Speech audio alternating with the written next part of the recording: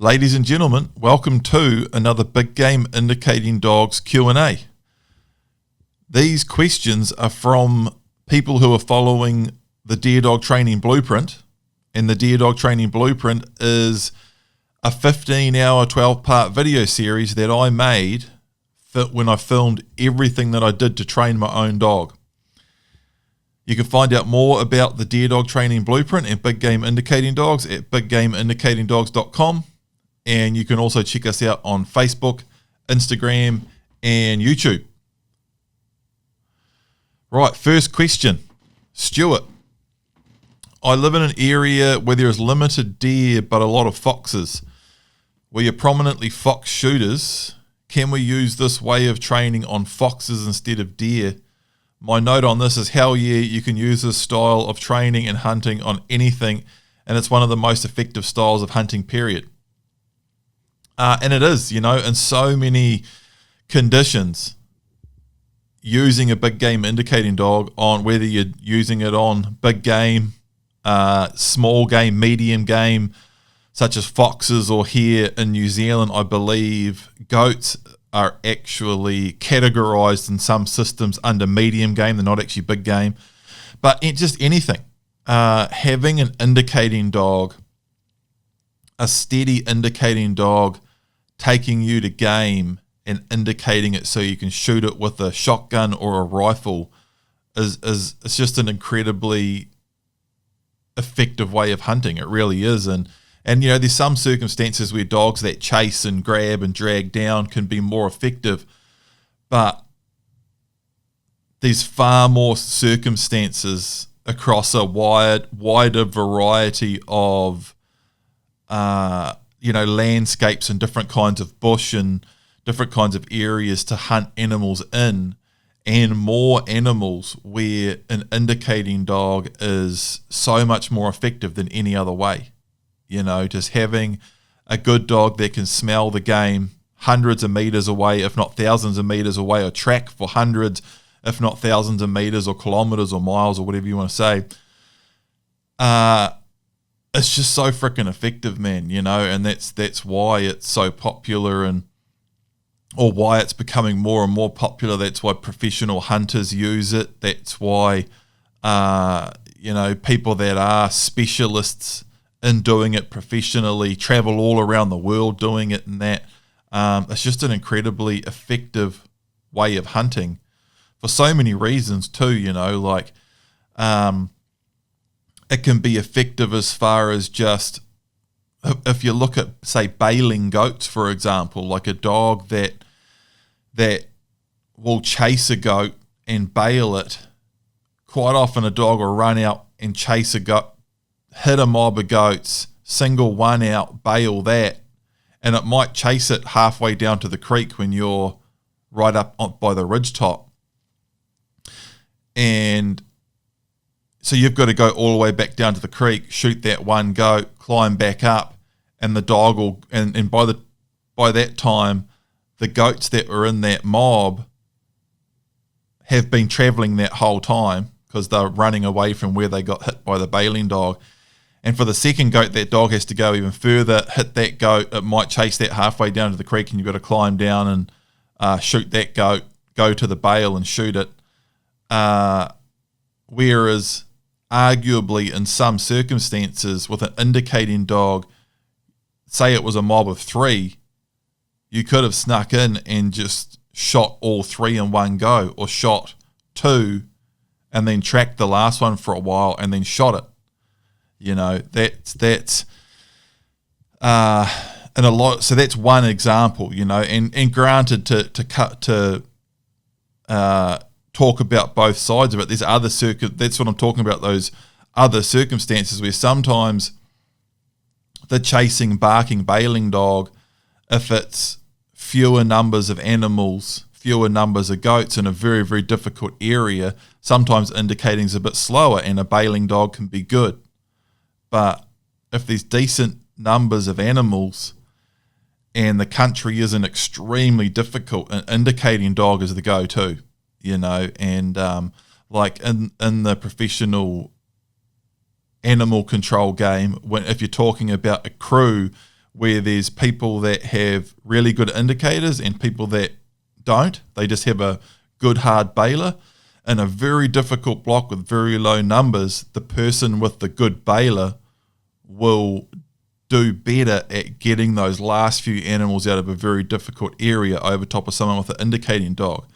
But someone with an indicating dog in decent country with decent animals, you can just cruise around and sneak around and shoot good numbers of goats, while the guy with the bailer, his dog's taken off and might go 800 meters and bail a goat over there, and he's like, oh Jesus, he's got to climb all the way over there, and as soon as he shoots that, the dog's going to take off again. It might run all the way back down to the creek and bail another one, and they're sort of walking around pulling their hair out, while the guy with the indicator is just cruising around shooting, sneaking up on mobs and shooting 2 or 3 at a time or whatever it is. So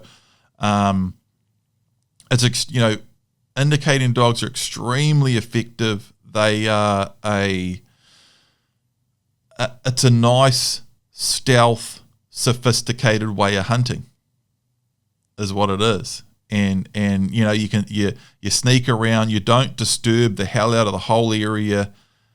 You can sneak in, look at what you're dealing with, and decide what to shoot or pull off animals and leave them relatively undisturbed.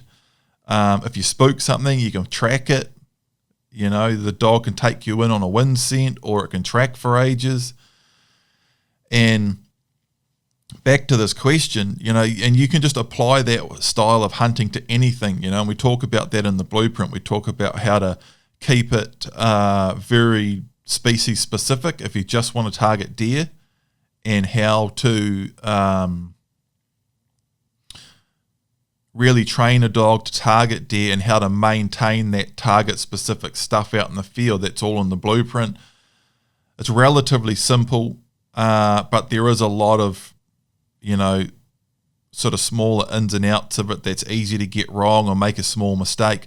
But you basically we do all our scent work with, say we want to target deer, we do all our scent work with deer skin, and then once we start hunting, we can also do in training non-target species aversion training, where we use skin, or say if we're trying to stop our dogs from hunting rabbits, we only want them to target deer, not rabbits and possums. That's actually what we do in the blueprint. We use a dead possum and a dead rabbit and do specific scent work to introduce the dog to the idea that we don't necessarily want to target those animals.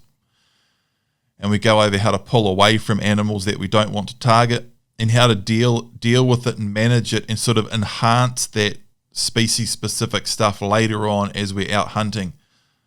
And it basically involves the correct system of that early scent work stuff. And then once you're hunting, you basically just shoot the animals that you want to shoot, and you don't shoot the animals that you don't want to shoot, and your dog will get more and more species specific as you go. If your dog takes you to a goat and you don't want to shoot goats, so you don't shoot goats, but then your dog takes you to a deer and you do shoot that, and you keep turning your dog away from goats and keep shooting the deer, soon the dog will start ignoring goats. Unless they're very, very close, it'll start ignoring them, and it'll start focusing on deer and really starting to try and take you to only deer. You can add pigs into that, or if you don't want your dog to target pigs, don't shoot pigs. As soon as you shoot a few pigs, your dog will start targeting those. And it's the exact same with foxes. If you want to target foxes with an indicating dog, which, I've never hunted foxes. There's no foxes in New Zealand, but I've seen fox hunting videos. I'm by no means an expert on it, but I do understand some ins and outs of it. I know you can call them in and do things like that, but, it's the same as hunting pheasants or rabbits or anything. Once you've got an indicating dog that you've done that early scent work with, and now you're going out and targeting animals, the dog doesn't even have to necessarily indicate the animal, You can just go out and actively start hunting and start shooting foxes when you come across them with the dog there, And if the dog doesn't already start indicating and tracking and taking you to them,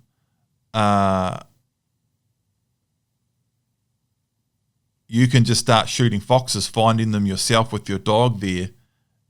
And particularly if you've done all of the training that we do in the deer dog training blueprint, even if you've just done it with deer skin, and then you go out and just start actively hunting foxes and find them yourself, shoot a couple, your dog will start indicating them like mad, you know.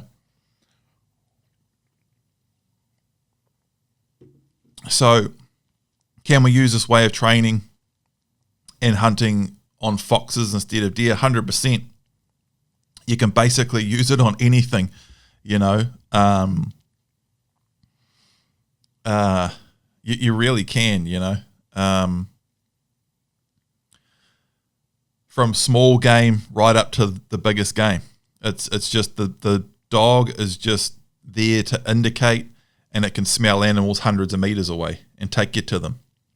Anything from, 800 odd meters away in the perfect conditions, if there's a lot of scent coming off the animals and everything's just right through to you're about to walk past a fox that's 20 meters away and behind some long grass, and your dog will indicate it, and you can go that way and shoot it, you know. So anything in between, and tracking them for miles and all sorts. So again, my short answer on this was hell yes, you can use this style of training and hunting on anything, and it's one of the most effective styles of hunting, period. And it is. Terry, 2 questions. How long does a skin drag last as we are back in lockdown, meaning I have to go to the park every day for scent work? And his other question is how to keep scent training interesting for the dog owner. Man, a scent drag can last a good couple of days depending on the conditions. You know, really dry scent, moisture helps scent to a certain degree. If you get tons and tons of rain, it's going to wash it away. But a lot of the way scent works is attaching to moisture. So damp conditions, damp air carries scent really well for a long way, and damp ground holds ground scent for a lot longer, and the dogs tend to work really well in cool, damp conditions. Really hot, really dry air doesn't carry a wind scent anywhere near as well, and really dry ground doesn't hold a ground scent for anywhere near as long. And it can actually be kind of crazy how big that difference can be to how well cool, damp ground will hold a scent, and how fast really dry ground will lose a scent. And I've seen this over and over, out in the bush, working with dogs, and how sometimes they can track a really old mark, and in really difficult conditions, it can be difficult for them to track a relatively fresh one. So, but long story short, in certain conditions, a skin drag could last a couple of days, potentially even longer. I don't know exactly how long. I haven't, done scientific studies on it where I've dragged skin drags and gone out day after day, but 100%, they can last a good couple of days, man. So, how long can a skin drag last as we are back in lockdown and I have to go back to the park every day for scent work? So, and I don't know exactly what you're meaning by that. Like, can you use the same skin drag over and over, or are you more thinking about your scent drags getting mixed up and crossed over and things?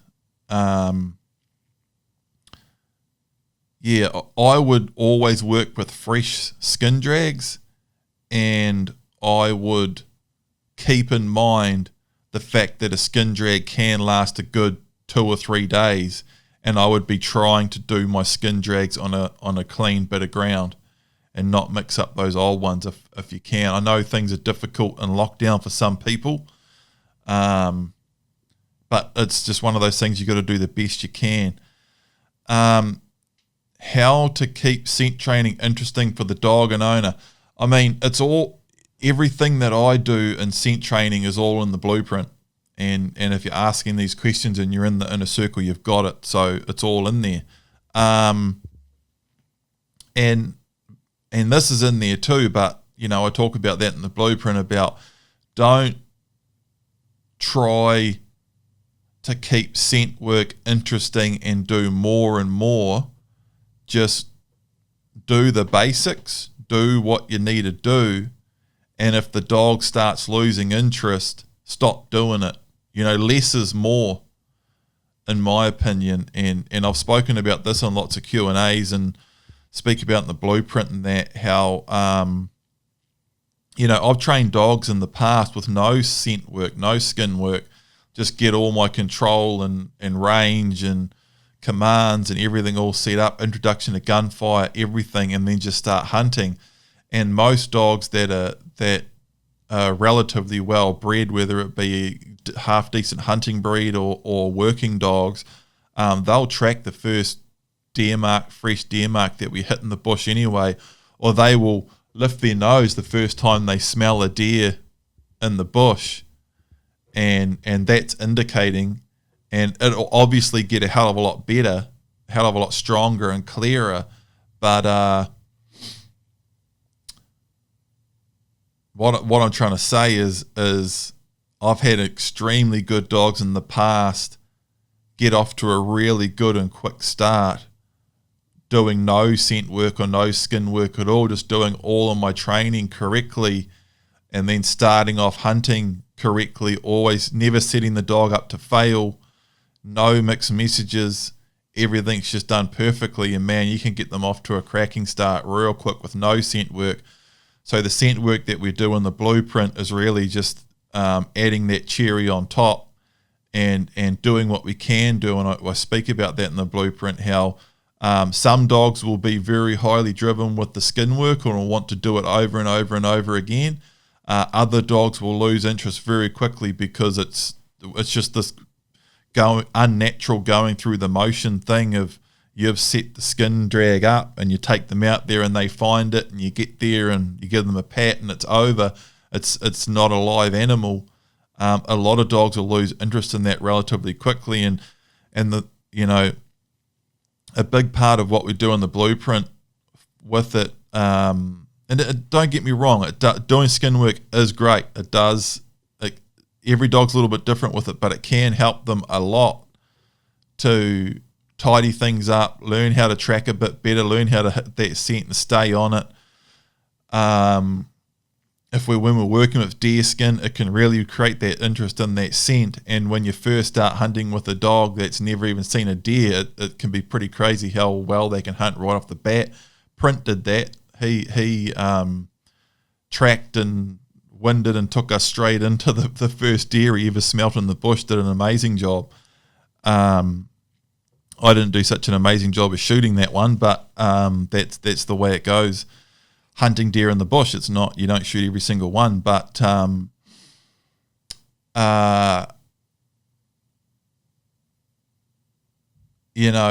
lot of that scent work that we do in the blueprint is just all about, a lot of it's about control, and a lot of it's about teaching people that are following the blueprint to read their dog and know what it looks like when their dog hits a scent, and know how to keep them on it and keep things tidy, keep them controlled.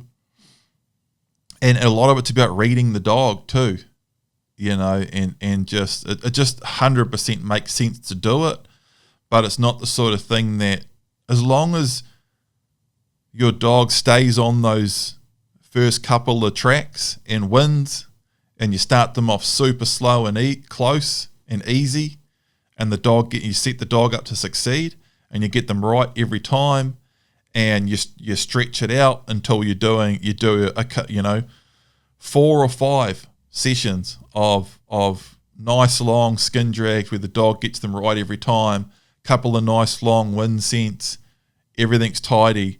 And if your dog starts to lose interest, you're talking about how to keep it interesting for the dog and owner. For me, me being interested in it doesn't really come into the equation. I'm just there doing what I need to do. You know, the whole process of training a dog is interesting for me.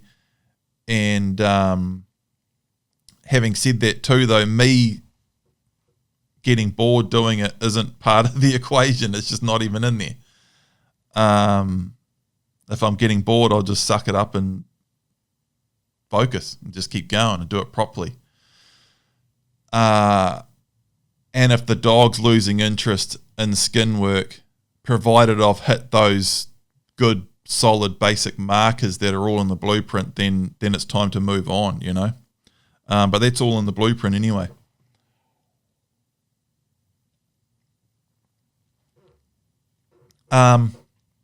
Mirko, I think that's how you say that name, asked the question about having the pup in a big area down the side of the house that ran right up to the footpath out the front. Yeah, so Mirko was getting a new pup, and they had it was a big long question, and we actually spoke about this backwards and forwards a bit in a circle, and a lot of these I've answered straight away in a circle, and we've gone backwards and forwards about them a bit, but it's good to talk about them in these Q&As anyway. But yeah, Mirko had a big area down the side of the house, and he was asking, is it all right if I just leave my pup free in that large area while I go to work instead of having it in a smaller kennel and run? And the other thing about that area is it went right down to the front of the section, basically the footpath. So the pup was going to be free in a big area that fronted right up to basically the footpath, so where people would be going past and backwards and forwards while he goes to work every day. And we spoke about that, and I said, you know, having a big area like that is great and can be great, particularly if it's fully dog-proof and it's concreted, and you know, your pup or dog's not going to be digging holes all day or digging out under a fence or chewing stuff up or destroying anything. It really can be good, particularly if you're away for work all day, and the pup, so you're not going to be there to let the pup out for toilet breaks. An area of, say, 3 meters by 3 meters concrete fenced area, so the dog can lay in the sun over that side, and it's got shade over that side, and it's kennel there, and it's food and water's there, and it can go have a toilet break in one corner and then get away from it, and it's got enough space to do that. That's awesome. 3 meters by 3 meters up to 5 or 6 meters by 6 meters sort of thing, or a long narrow space like this down the side of the house. It's great. But when we've spoken about this before too in Q&As, just about leaving a dog free in a large section or a large space where it can really move around, and it can get right up to the front fence and people walking past and things like that. It can invite things like the dog beginning to guard and bark and move around and bark at people out the front, or get distracted and things like that. So, I just thought that space looked great. I would have just it was a big, long space too. I would have just cut it in half, made it a bit smaller, and just kept the dog away from that front fence while I'm not home. I just think it's quite a big call to leave a dog, especially a pup, right from a young pup, free in a big section where it can get right up to the road front while no one's home. It's a different story once the pup or dog gets older and you've done all your kenneling and separation, and then you've moved through all those steps in training and raising a dog. Through correct management, you've got it to the point where now it can be free around the house, and it can be free outside, and it knows about distraction and not to bark too much at everyday things going on. It's all right for my dogs bark when someone new comes up the driveway. That's fine, but I don't want them barking at someone walking past out the front on the footpath, or barking at the neighbour just doing normal stuff in their section over the back fence. And it all comes back to just common sense really. And again, I don't mind my dog barking at something completely out of the blue, bark and letting me know someone different's coming up the driveway. But I don't want them roaming around and barking and stuff while I'm not here. So, that's the main notes on that. And we talked about that in the comments, and he was going to, he had a good plan and was going to move forward with that. But so I guess in summary, that small dog-proof area where the dog has a bit more freedom than a crate or than a kennel and run is fantastic if you've got that facility or if you can set it up. But it's great if it can be sort of tucked around the back of the house in a quiet area. And another thing is, I don't think it's out of the question to have an older dog that now is good, free in the correct dog-proof section. But having said that too, it's always full of risk, man. It really is. And who knows, something can happen. Someone can to be honest, personally, I'd never do it, because someone can turn up and open the gate, or someone might drop off a package, or a salesman might turn up or something like that. I feel I don't feel comfortable leaving my dogs free in a dog-proof section. I would rather them be in a kennel and run or in a specific dog-proof area tucked around the back, but that's just me. But there's no reason why you can't get your dog to the point where it is okay, free in a dog-proof section while you're not home. Eventually. But leaving pups free in big spaces and big dog-proof sections is full of risk, and it really can develop bad habits over time. Really can. It can be quite bad, digging holes and stuff like that. Again, I'm sort of waffling and going round and round in circles on this because we've talked about it so much. The blueprint's full of it. I've talked about this heaps in Q&As and things before. Elliot, his dog was spooked by Chinese New Year fireworks. We've talked about this a lot too, man. We really have, in other Q&As, but and it's a tough one. That obviously we go into correct introduction to gunfire in the blueprint. We also talk about non-avoidance training. Print had got a little aversion thing to the truck early on, and we talk about non-avoidance training when a pup or dog starts to get a little bit unsure about something. We talk about all that and demonstrate all those keys too, about making sure you don't accidentally positively reinforce the negative behavior by trying to reassure the pup while it's been scared of something. If the pup fireworks is a classic, and gunfire is a classic for that. Fireworks goes off, the dog starts acting scared, so you go, it's okay, good dog, don't be, good dog, you're okay. But it's just taking, we talk about one of our principles of training is put pressure on what we don't want and praise on what we do want. So if we tell a dog to sit and it sits down, but then it gets up before we release it, we go, we put pressure on it, pressure on what we don't want. We don't want the dog getting up on a stop before we've told it to get up. And then as soon as it stays, we say, good dog. We're reinforcing, we're putting praise on what we do want. We're praising it for staying on the stop. Or when a dog gets scared and unsure and you praise it,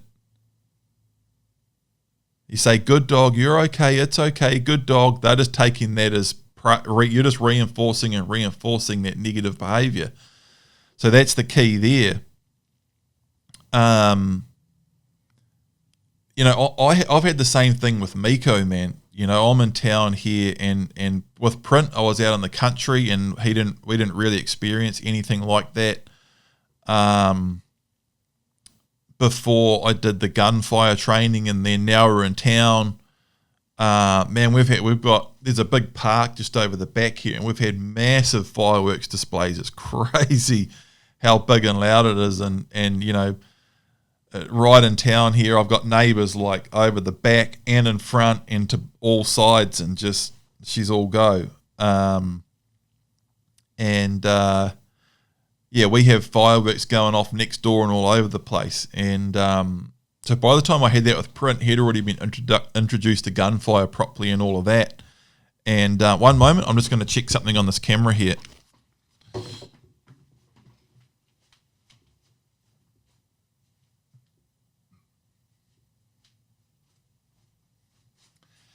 Yeah, no, we're good. That camera will only record for a couple of hours in the right format, and it was I switched the format and just wanted to double check I had the right one.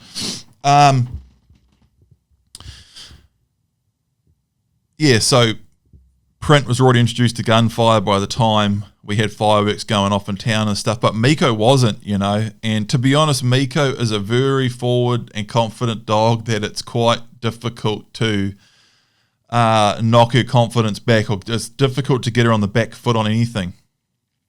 Very forward and confident and just into everything. But I've definitely seen her be a little, when the first couple of times, big fireworks going off like crazy, she's a little bit unsure. But she's always had that influence of Print right next to her too. And that's a great thing with, people always talk about things like, can I just run my young, can I just hunt a young dog with an older dog and it'll learn how to do it?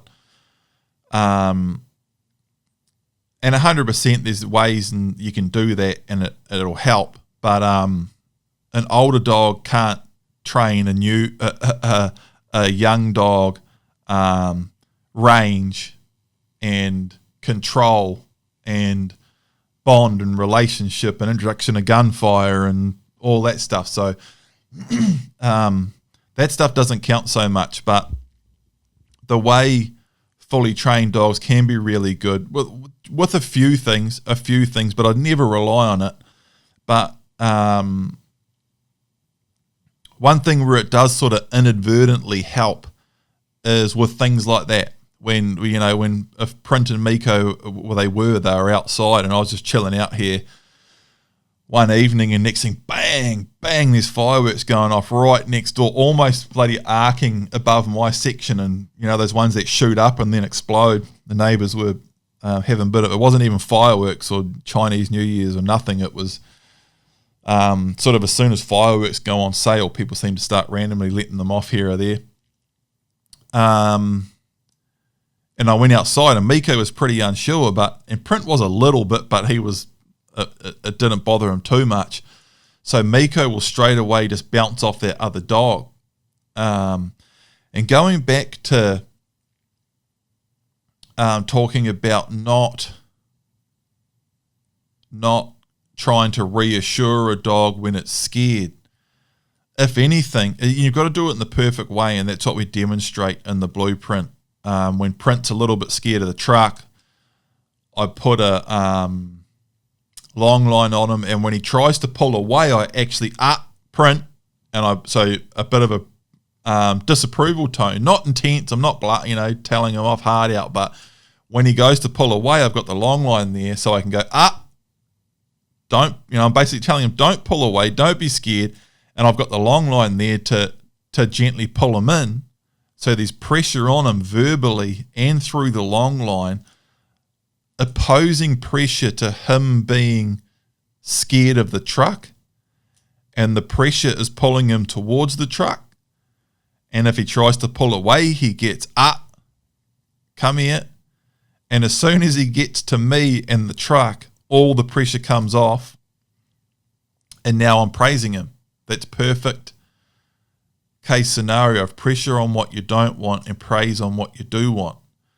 And that pressure is literally pulling him into what I want him to do. And as soon as he gets there, all the pressure comes off and it's just good boy and everything's relaxed. And dogs learn very, very quickly that way. If I had have followed no long line and I follow Print away from the truck saying, good boy, and I'm trying to pick him up and take, it's totally different. You know, dogs do the same thing. Dogs either, you actually see often when in a situation where a dog gets an electric shock or it comes into,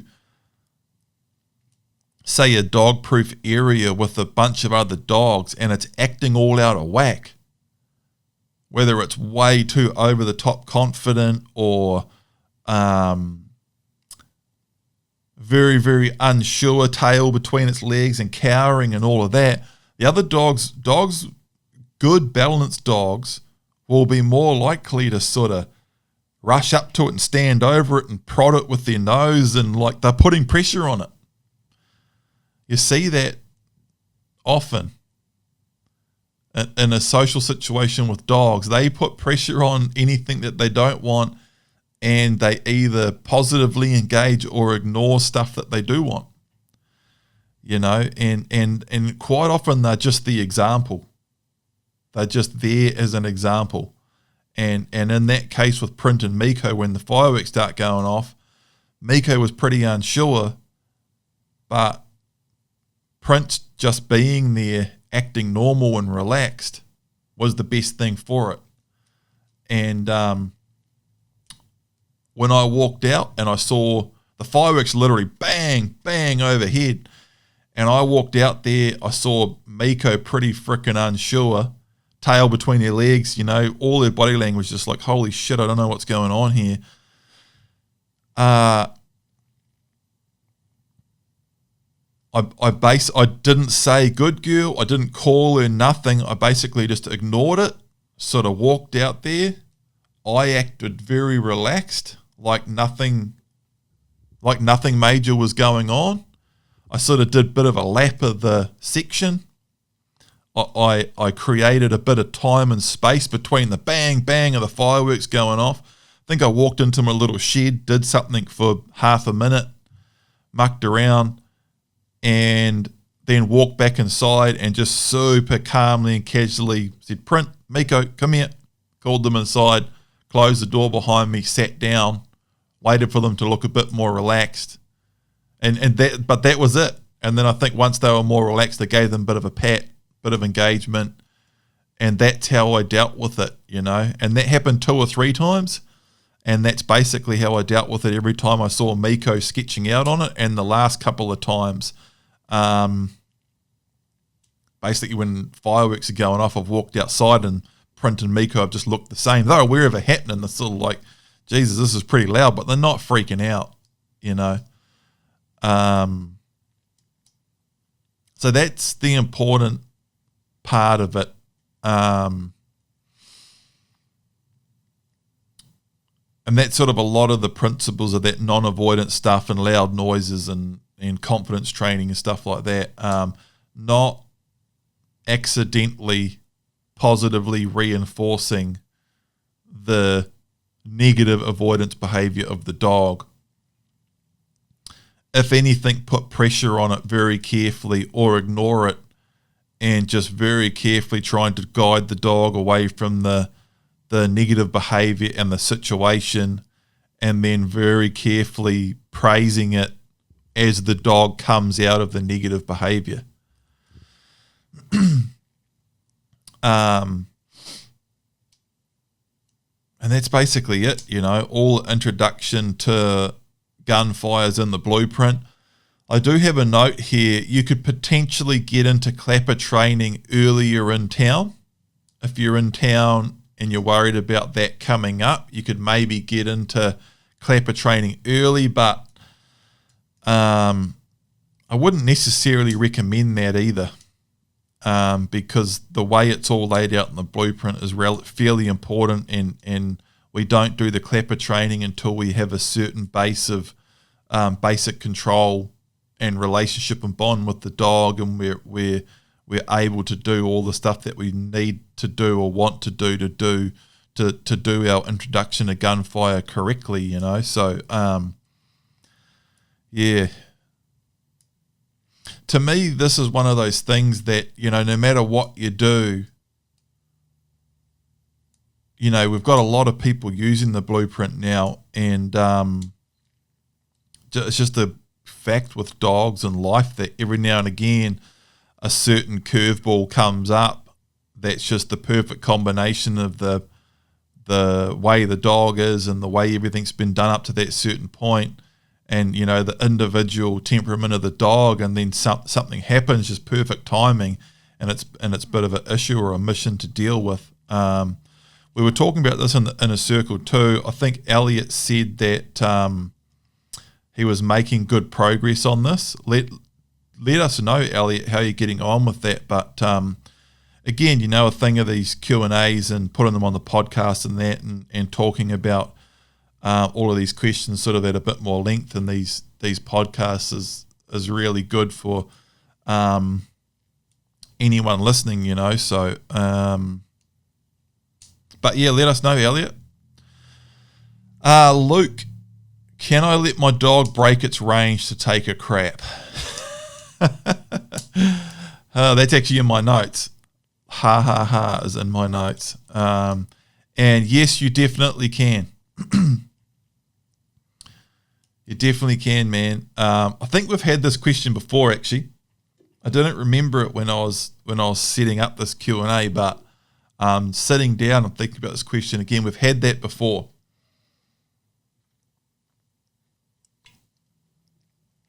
And that's one of those things.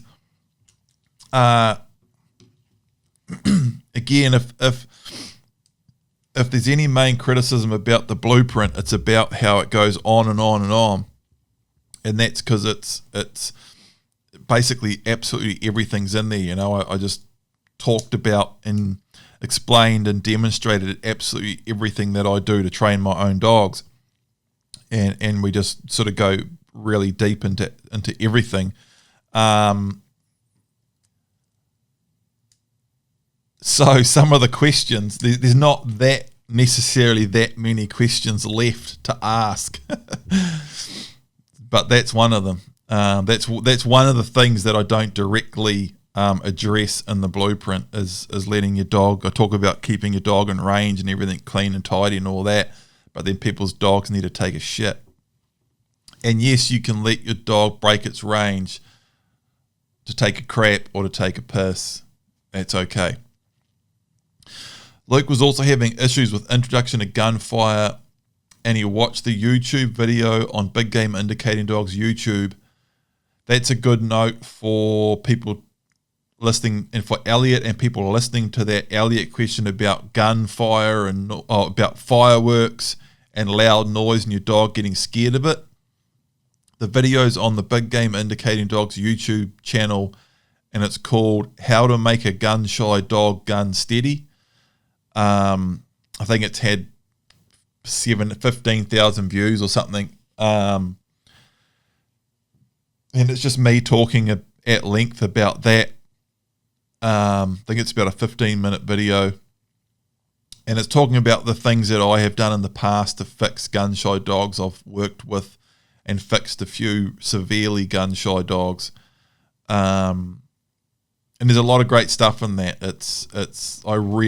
If you have any questions surrounding that stuff, I really recommend you go and watch that, because anything I could say here is there. But Luke was having issues with introduction to Gunfire, and he watched the YouTube video on Big Game Indicating Dogs YouTube and is doing the stuff with other dogs that are comfortable with Gunfire. So I was talking about that with Print, about Print being an example for Miko when fireworks are going off and something goes bang, Miko freaks out, looks at Print, and Print's relaxed, and she goes, oh, if he's relaxed, then there's no reason for me to freak out. And then I walk out of the house and I'm just relaxed and just like yawn and walk into the shed, and Miko's just like, meh, oh, sweet, nothing to worry about here. that can be a really good thing, and you can use that to your advantage. Again, going back to the stuff I was talking about, other dogs being a good teacher in these certain scenarios, and having other dogs that are comfortable with gunfire can be great. Can be great. If a dog's getting scared of the gun, you get that dog running with other dogs that are comfortable with the gun, and it's exactly what I just said. You fire the gun, and the dog starts freaking out, but then it looks around and everyone's relaxed. The other dogs are relaxed. You're relaxed. And if you keep repeating that in the right way, there's only one way it can go, and the dog just gets sick of being an idiot about it, and it just improves. It can be difficult, and this is a great example. Luke's saying he's done that with the older dogs that are comfortable.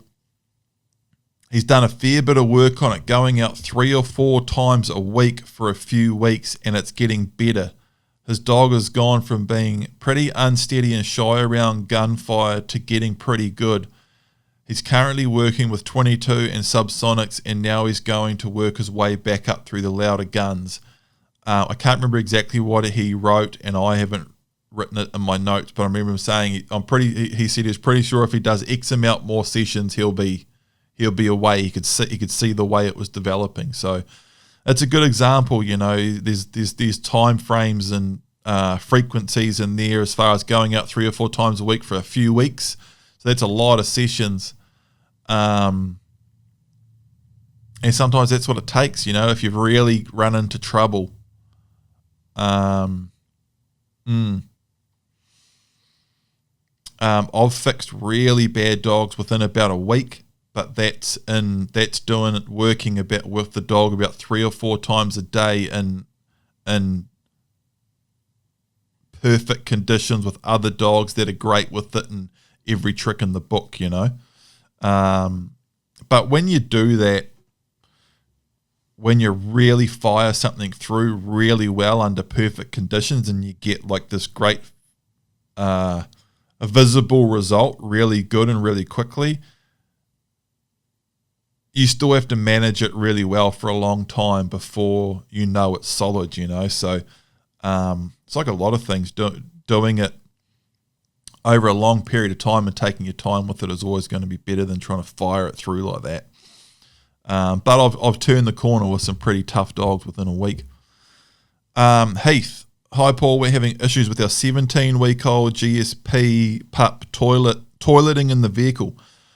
Not necessarily blueprint related, but everyone else just says give him lots of treats in there and he'll get over it, which obviously isn't how blueprint training works. Have tried to include some detail without writing a massive essay. It's quite a well-written question, this, so I've left it complete and I'll read the whole thing. He was fine on the long drive when we first picked him up, doing the worst first, and after 2 weeks at home over Christmas, I started taking him to work in a crate in my van. Went well for 2 weeks or so and changed to a bigger crate and more a rattly crate. He started toileting while driving and eventually was pooping within 2 minutes of driving every trip. Suspect it may have been the rattly cage, but didn't realise it straight away. I stopped taking him to work at this point as it didn't seem fair on him, and my partner is now coming home from lunch on her break to feed and toilet him, and she is doing his blueprint training with me, so no issues there. I've built a timber box instead of the rattly metal one, and now he's vaccinated and can leave our section. We take him to the park down the road in the van to try and associate driving with good experience.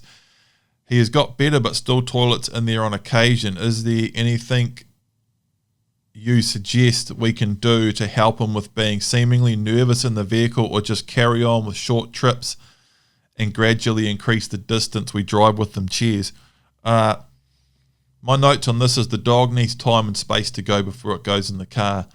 So if a pup's toileting within two minutes of getting in the truck, it needs to go, man. And it was basically, it was really in the need to go before it went in the truck. They can't automatically just go because they're nervous. There may be a slight element of truth to that, but I guarantee you, if your pup is toileting within 2 minutes of going in the car consistently, it's not getting a good enough opportunity to go before it's going in the car. And so I would be giving that pup a good freedom session for as long as it takes to go before you go. And it's actually pretty easy to and every dog's different on this, it's quite interesting. Print will hardly crap when I take my dogs for a run, which I do basically every day. He'll hardly ever go on our walks. Miko will crap straight away every time, and she'll usually crap twice on every walk. So Miko isn't the sort of dog to crap at home in the section. She'll hold it for as long as she can, but as soon as we get out on a walk, man, she's crapping.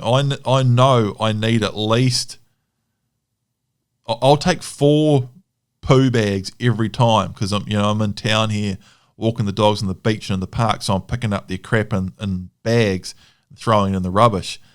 And I know I need at least 4 bags every single time, because Miko's going to go straight away, man, within the first minute. And then she's probably going to go again with about 10 minutes or so into the walk. Print will go sometimes. It's rare. And if he does, it's later on in the walk. And Print really needs time and space to go, man. He doesn't like going, and he'll hold it. He'll hold it for whatever reason. It's just part of his temperament. He doesn't want to get, he's sitting right, by the way, sitting right under my feet right now.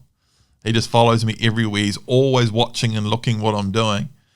And when we're hunting or doing anything, and that's the main reason he's holding it, is because he's so focused on what I'm doing and not wanting to get left behind or not wanting to get too far away or in front or anywhere.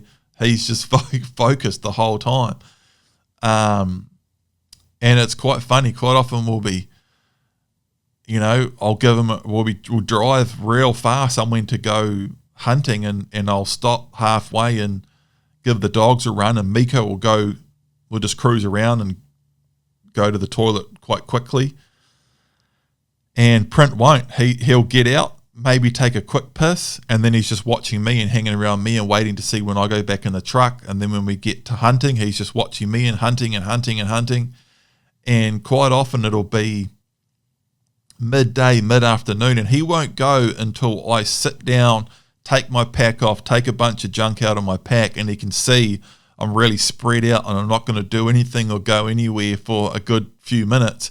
And all of a sudden he's over there taking a crap. And even then he's like getting a little bit out of sight, and he pisses around and goes around and around in circles for ages and looks at me and like doesn't want to be watched. And he's real funny about it. So I would say, so there's all of that stuff, and that's my note on this, is the dog needs time and space to go before it goes in the car. So you might have some funny situation going on there for whatever reason. Your pup isn't going at home, and it doesn't feel comfortable to. But for whatever reason, it started to feel comfortable to go in the crate, and that's where it's doing it, So a couple of things. Dogs often need movement to go. Often if a dog, then that's Miko's deal, she'll, if she's just sitting around the section not doing much, and then sitting on her bed inside or in her kennel and just like a little bit of movement around, she won't go. But as soon as she starts walking, she obviously needs to go real quick. So yeah, even if the pup's in its run, it's way less likely to go in a kennel and run. It's way less likely to go inside. Some dogs are way less likely to go if they're just, if it's like that. So that's a couple of things. Movement, get your pup out, get your pup moving. Sometimes that can get it happening. And time and space. And some dogs can be quite funny about it. So That's my tip on that, is I would just be doing whatever I can to get that pup to go before it goes in the car.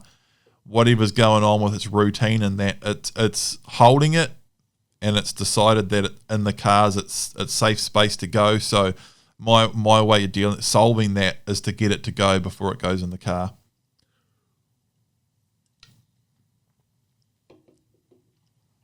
Another one quickly too is smaller space, and you said as soon as you put the pup in a bigger crate it started going. Dogs would be less likely to go in a small space, more likely to go in a big space. But again, if it's going within 2 minutes every time, it needs to go before it goes in. Man, I don't know if Josh, quick question regarding Avian avoidance training, Kiwi aversion training. I've just been notified about an upcoming course at the end of April. My pup would be around 5 to 6 months old and 12 weeks into the blueprint. I live in an isolated rural area where these courses may only come up once per year. Would this be an acceptable time to put her through this training? Thanks in advance, Josh. My notes on this is you could and it should be fine, but to be honest, I wouldn't. And there's you could and it should be fine, but to be honest, I wouldn't. That's my short answer on this.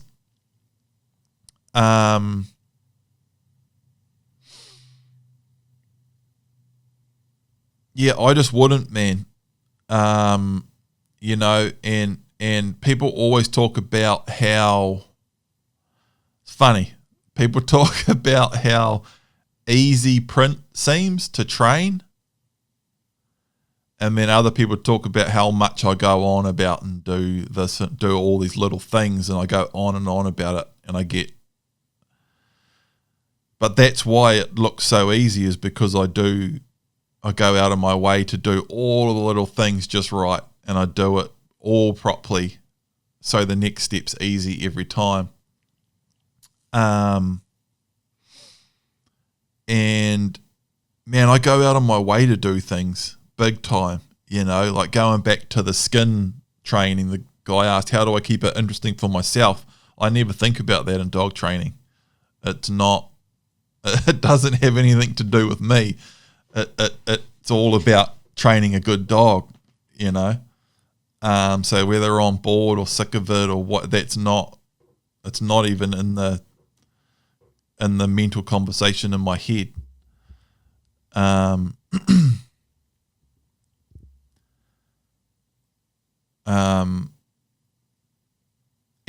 talking about Kiwi aversion training and how you're in a remote area, and they only come up about once a year. Man, I've travelled. One time I drove from T-Rail to Wairau and back in a day to get Kiwi aversion training. Another time, just to do it at the right time when I had to with the dog. Another time I drove to basically Palmerston North from T-Rail, which is by Matamata. So that's like 5 hours, 6 hours. So Wairau is pretty similar too. You know, usually it's closer than that. But to be honest, Kiwi aversion training, like it's good, and I'm not complaining about it, but and I think it's a great idea, and I've always promoted everyone to do it, but I have had it quite a few times when it's been quite difficult to get get someone to do it. There's a guy in Hamilton who's been really good, pretty consistent. The closest guy here out by Te Puke, really regularly I can't get hold of him. All the time I can't get hold of him, or he's away, or he's overseas, or he's all over the place. Quite often, that's the main guy I've been going to is Peter in over by Hamilton for a long time, because he's been the most consistent within a large area. But quite often think, man, something's coming up. I need to go hunting. It's hunting season again and check my Kiwi Aversion certs, and they're out. And I go on the website for it, and there's the big list of all the trainers, and I spend like hours ringing everyone, and it can be hard enough to get an answer, and you leave messages with everyone, and it's a mission. It can be a real mission. I've had it a lot. I've actually spoken to a few people about it. Even Peter said, he gets it a lot, and Peter in Hamilton can be really busy, and he'll have people come from all over the bloody place to do it because they can't get a trainer where they're at, and there's different rules for different places, and it's a little bit all over the place. So, but again, I just look at it as I just do it when it needs to be done, and I just do whatever it takes to do it when I need to do it.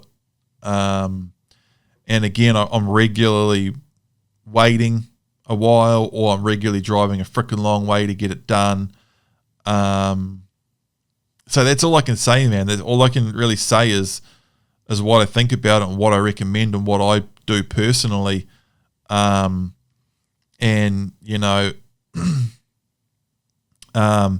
again, driving, I'll often drive a long way to do Kiwi Aversion training, particularly that first one, like another note I've got here, and something I say all the time, is that a good dog is a 10-year deal. So, minimum, so something like, I'll do the Kiwi Aversion training early when the dog's young, so I don't have to drive 2 hours in 4 months' time with a dog that you're going to have for 10 years. To me, that's not how I look at it. I'm just I'll just do everything properly and deal with it when it comes and just get it done. And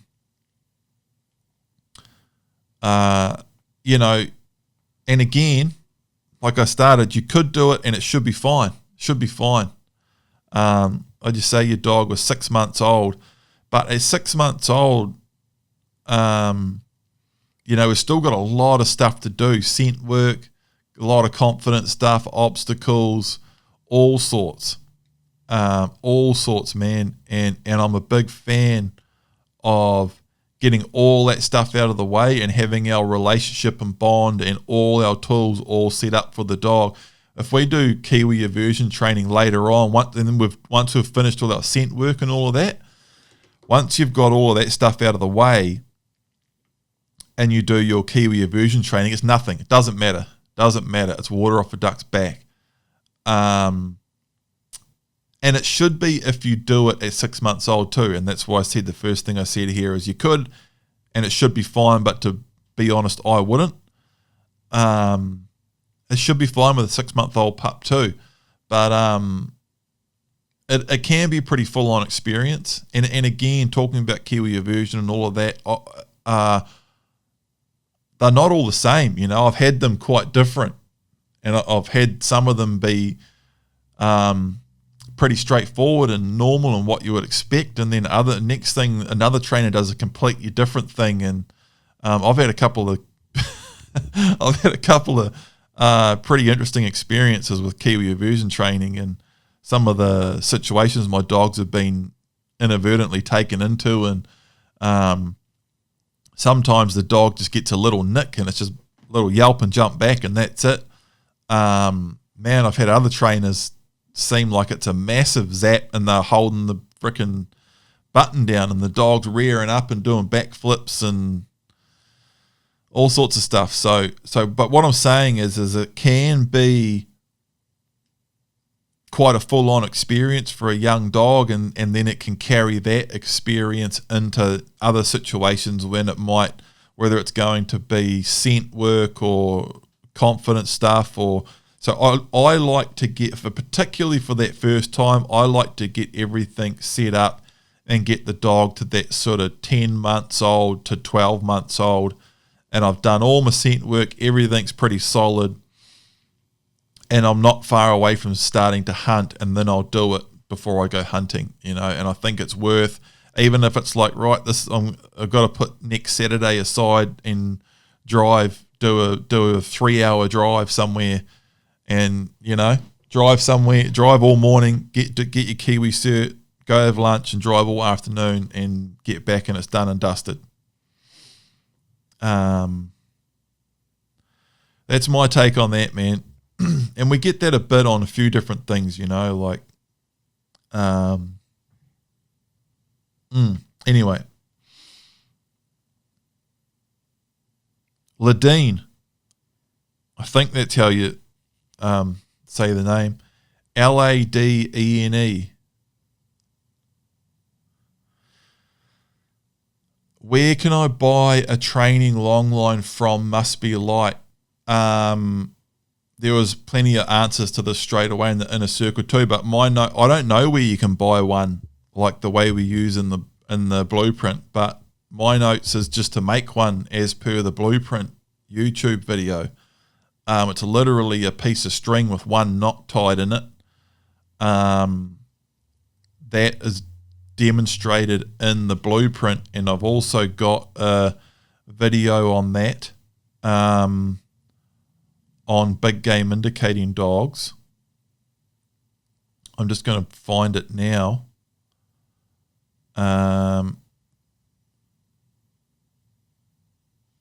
Literally me waffling for ages about exactly what string it is and showing you up close how to tie the knots and everything.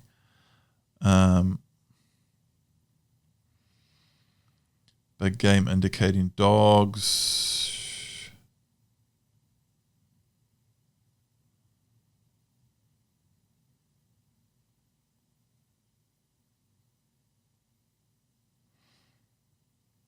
How to use a long line. Yep. This is it. It's got 40,000 views. Dog train. It's on Big Game Indicating Dogs YouTube channel. It's called Dog Training, How to Use a Long Line. And I show you right up close exactly what a long line is, how to tie the knot and everything. The long lines we use in the blueprint are made out of nylon cord from Mitre 10. You can get different grades of nylon cord. The stuff I use is real light, relatively cheap stuff. I think it's about that string. Oh, God, I don't know how much of that stuff I've gone through in my life, but you buy it in like a 30 or a 50 meter roll. And I think I worked out at one point, like a long line costs me like $2.50 or something like that. And it's literally just a straight piece of string with one knot in it. So, yeah, that's what I do there. Just watch that video and get a piece of string and tie a knot in it. And I have one in the car, or a couple in the car and a couple in the shed, and have them all over the place. Jake, g'day, I've recently got your deer dog blueprint and a GSP pup. Just want to ask you a quick question about interacting with other dogs and other people praising him, as I feel like he loses a bit of focus. He's only 12 weeks old. Should I be really restricting him with other dogs and pups and others giving him praise? My reply here is, this is the reply I gave straight away in the inner circle, is for now I would restrict it. Look at how I introduce fly to print in part 1 of the blueprint. Keep the interactions with other people calm. Do it, but keep it calm and structured, and make sure you're spending enough of that good quality one-on-one time with your pup. So yeah, again, it's something I've talked about at length over and over.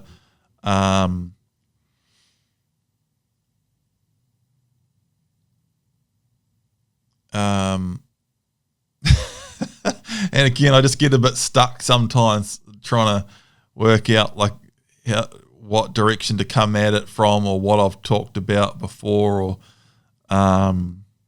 what to add to it. I mean, and again, there, I give a demonstration of introducing print to fly in part 1 of the blueprint. I said straight away, have a look at that. That's keeping it calm and structured. We do it all in the long line. And it's the same with people, man. And, and it's just common sense. Like, you don't want a pup constantly flipping out and climbing all over people and licking their face and getting all overstimulated and really full on. You really don't want that. And you don't want people like, oh, good puppy, you're so beautiful, aren't you? While your pup's jumping all over people and going full on. But you also don't want to completely restrict your pup and have no socialization at all. So my answer there is do it, but keep it calm and structured, and as with all our stuff,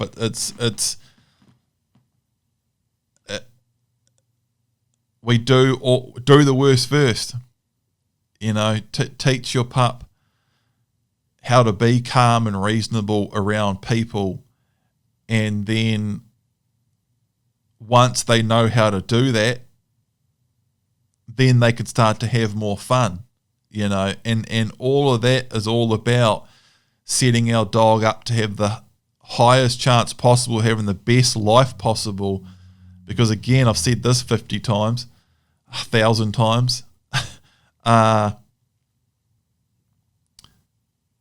So often, if too much freedom and responsibility, watch the video on big game indicating dogs called Freedom and Responsibility. So often people trying to give a dog too much fun and freedom early on in life winds up in a situation where they've got a pup or a dog that has really bad habits that prevents them from having fun and freedom for the rest of the dog's life. But if you restrict fun and freedom, or just keep it sensible, it's not about locking the dog up the whole time and not letting it meet anyone. It's about just rules and boundaries, and do it, but keep it calm and structured. Don't let the pup go crazy. Don't let people praise your pup for jumping at their face. It's all fun and cute while it's a pup. To some people, sometimes, but that sort of behavior can turn into all sorts later on, and it's not so fun anymore when it's a half-grown pup or a fully trained dog or fully grown dog, and it's jumping all over the wrong person at the wrong time. And because while it was a pup, people, oh my God, you're so cute, while it was jumping up. Now when someone is really, get your dog away, what the hell? That's just causing the dog to amp up and jump harder, or letting a pup or dog jump and climb and play all over someone, and then going out with no reading, timing, nothing. It's just chaos. And then you want to go out that afternoon and try to do stop drills with a young pup. So it's learning all of that chaos before you've even got the basic tools of, and you're trying to do that early training of linking actions with commands with a pup that's got an IQ of a 1-year-old baby. It all comes down to just recognizing what a dog is and where different things can lead you, and what makes sense, and setting the dog up to have the best chance to succeed, and for you to have the best chance to succeed as the trainer, and where you're going to go, and giving the dog its best life, and all of that sort of stuff. And so often what seems fun and easy in the short term is anything but fun and very difficult in the long term. So that's that. So on socialization and all of that, I've got here super short answer. Make sure you do it, but keep it calm and structured. And there's heaps on that in the blueprint.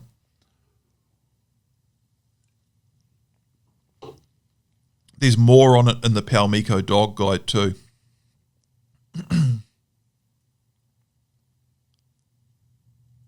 Leonard. I'm hopefully going to get a Keski Fossick bitch in May, and I'm going to put her through the blueprint. I'm also hoping to use her on pheasants and ducks as well.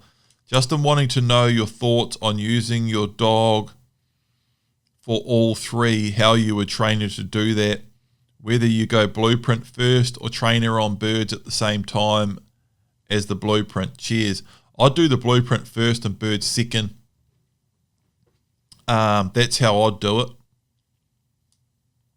Yep, do the worst first. The blueprint is a lot of training and control and structure and staying close and going slow, and birds, a lot of bird stuff is sort of opposite to that. So I would get that hard controlled stuff done first, and then open it up later on for the bird stuff. I'm making right at the moment the Bird Dog Boot Camp, which is basically a sort of 6 to 8 week bird dog training course, which is designed to be used. I'm doing it with Miko, who is the dog I trained in the Palmico Dog Guide. But the way I'm making it is basically is designed to be ideal for someone who has followed the deer dog training blueprint with the dog, and they've finished the blueprint, everything's set up, they've shot a few deer, and now they want to also use that dog for bird dog hunting. So I've been filming it most days currently, and I'll be filming it right up to duck shooting season, which is 5 weeks away now, and I'll be filming throughout the bird season all the hunting side of things, and building upon all the training that I have done and will be doing on the sort of 8 weeks leading up to bird dog season, or game bird season, and so that'll be great for that. But that's how I'd do it, man. You can do it either way. 100% you can, and we've had a lot of people do it. Use the blueprint on older dogs. And if you've got a bird dog that goes really well on birds already, or for whatever reason you want to do the bird dog stuff first and then focus on deer later, you can still do that, and the blueprint will still do that for you. But my tendency would be to do the deer dog stuff first, the more slower controlled stuff first. There's two takes on that. Some people say, it's easier to take drive out than it is to put drive in. I think, yeah, it's kind of true, but none of the stuff we do in the blueprint takes drive out, as far as being too hard on the dog, or like that mentality to me could stem from the old days of giving a dog a hiding, or using an e-collar or something like that. If you do something like that, yeah, it's pretty freaking hard to put it back in. But if you teach a dog, everything in the blueprint enhances drive and control. So you've got a lot of drive in that dog still, and you've got all the control, and it's actually pretty freaking easy to open up that control side, or just give the dog more range. Plenty of people are like, I still use the long line occasionally with print, and can control and could put his range in. It's pretty easy to start running longer retrieves with the dog and give it more free rein if you're hunting flushing pheasants or something like that, than it is to have a dog hard running and a lot of freedom and lack of control, and then try to get that control back later on can be difficult.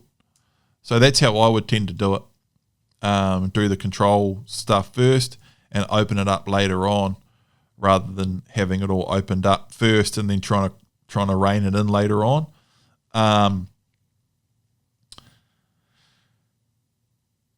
It's so difficult. What the problem with that, man, is it's so difficult to say like none of the stuff I'm doing in the bird dog boot camp is causing issues as far as unsteadiness of the dog running too hard. So, because it depends on how you're going to train and hunt birds. That's the hard part. If it was all going to be a really good, solid system of training and hunting birds, it would be fine. And you could easily do the blueprint, the deer dog blueprint, and big game indicating dog stuff later. But it depends how you're going to do the bird dog stuff. If it's too open and too much hard running, and then if the way you hunt birds is a hard running style of hunting birds and the dog is running at range and pointing birds really far away, or there's so many different styles, man. That's a difficult thing. And having said that, I'm doing deer after, because I'm doing the bird dog boot camp with Miko, and then I'm doing a deer dog boot camp with Miko. And just because of the timing of it, I'm doing the bird dog stuff first, and then I'm going to rein it back in and do deer after. So I'm doing it the way I told you not to do it. And that was sort of my automatic answer, because most people are talking about, hey, can I do the blueprint with a deer, with my bird dog? My first question is, well, what sort of bird dog is it, and what's a bird dog to you? Because it varies so much. To some people, a bird dog is steady, stop to the shot, steady to the flush, only retrieves when they want, and when they're hunting pheasants, the dog works within 20 meters. Then other people's idea of a bird dog is whining the whole time in the mai and auto-retrieving every time a gun goes off. And it might be 200 meters away when you're hunting pheasants. So it's a difficult question to answer. Near on impossible, actually, because it's all relative to what you're doing in that bird dog stuff. And that's why I'm doing the bird dog boot camp. I'm training Miko anyway. To be honest,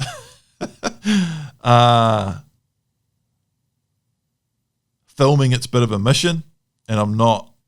It's like it's taking a lot of discipline for me to film it, and it's a mission, and I'm a little bit burnt out on the content and making videos and stuff at the moment. But it doesn't make sense for me to not to film it. You know, filming it's the right thing to do. So, and it's going to be bloody good. It'll be interesting to see how many people want to jump on board with it. But it'll be really good. And Miko's speaking of did you hear your name, Miko? Do you wanna jump up? Miko, come. Just your front feet. Miko doesn't know how to just put her front feet up. Print does. But she's looking at me like she wants to just jump right up into my lap.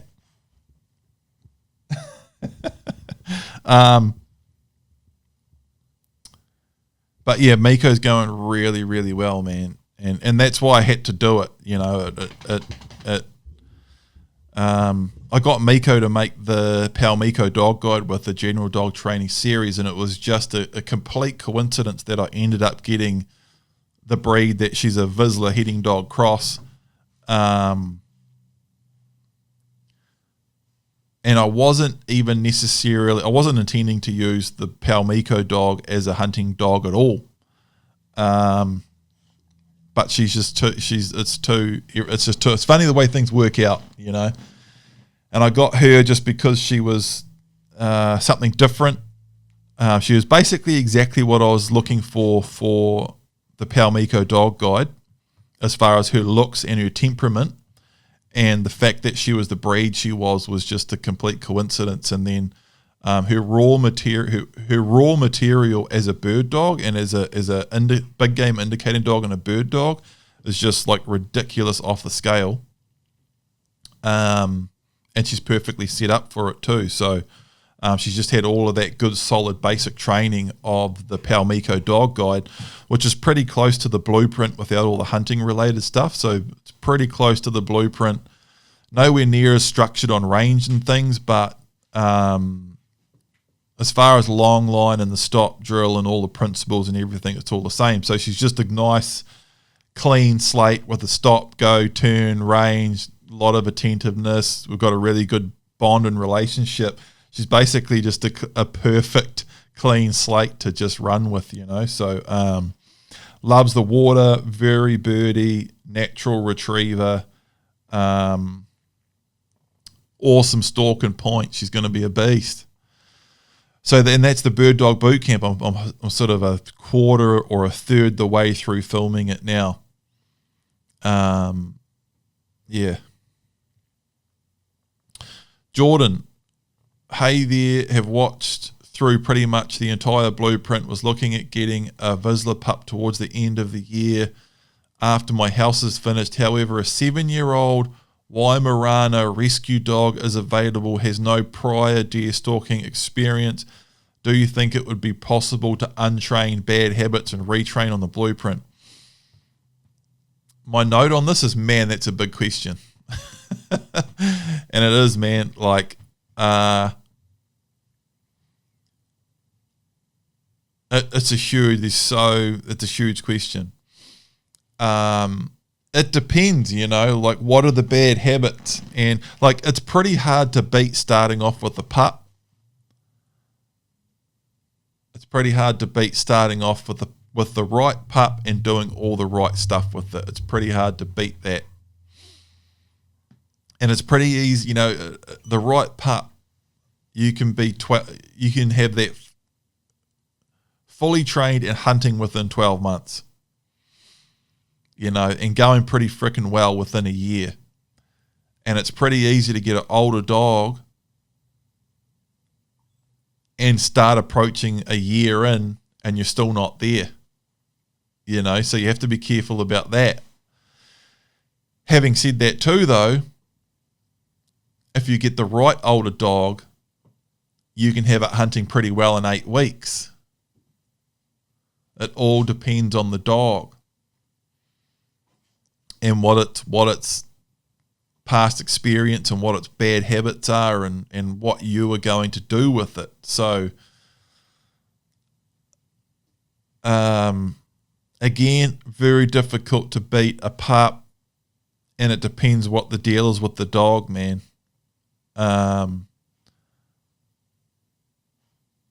Yeah, my gut feeling on this is get a pup.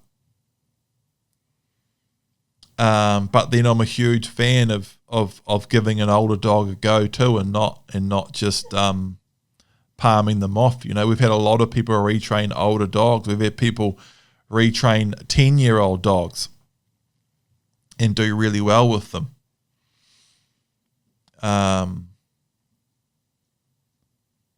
So yeah, that's my take on that, man. It's a big question with a lot of variables. Rebecca, what is a rough outline for timings for dogs in terms of kennel time, free time, and training?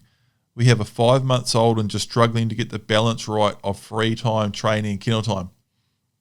My notes on this is, man, that's a big question. That's sort of like how long is a piece of string, you know, because yeah, in terms of kennel time, free time, and training, every dog's different and it changes, and dogs change over time and from day to day, and depends how much you've been doing with them, and there's a cumulative effect, you know, like if I haven't done much with my dogs overall for a few weeks, they'll start to get higher energy, and they'll really want like a really good run every night. But then if I've just been for a massive 3-day hunt somewhere, they'll be sweet doing not much for a couple of days. And every dog's different, and their needs change as they get older, and how long are your training sessions, and what's your section like, and what's the kennel like, and what's the dog like, and there's a lot. So it's just I can't give you a do this for 15 minutes and then 2 hours there, and that's never going to work for anyone. I can't give you a timetable for your dog. When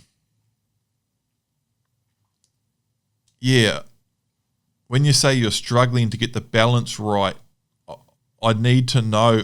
I need something more specific. Like, what are you struggling with? Has your dog got too much energy, or is it? What is it? What's going on? I need something more specific so I can really get into that. So do that, Rebecca. Flick us a message or throw that straight up in the inner circle. And we'll get right to it. But if you've got something specific that you're struggling with, let us know and we'll answer that. That's it, everybody. Thanks, everybody. Thanks, everyone that signed up to the Deer Dog Training Blueprint and the Palmico Dog Guide. You guys signing up is basically it's not basically, it absolutely is what allows us to make these Q&As. It's what is allowing me to make the Bird Dog Boot Camp that I'm making right now.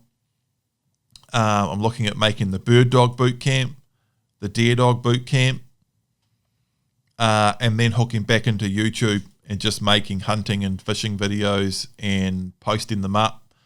But just it's a good sort of few month undertaking, making the Bird Dog Boot Camp, then hitting game bird season really hard. Then I'll be making the Deer Dog Boot Camp with Miko, and then I'll be hunting really hard. So basically by about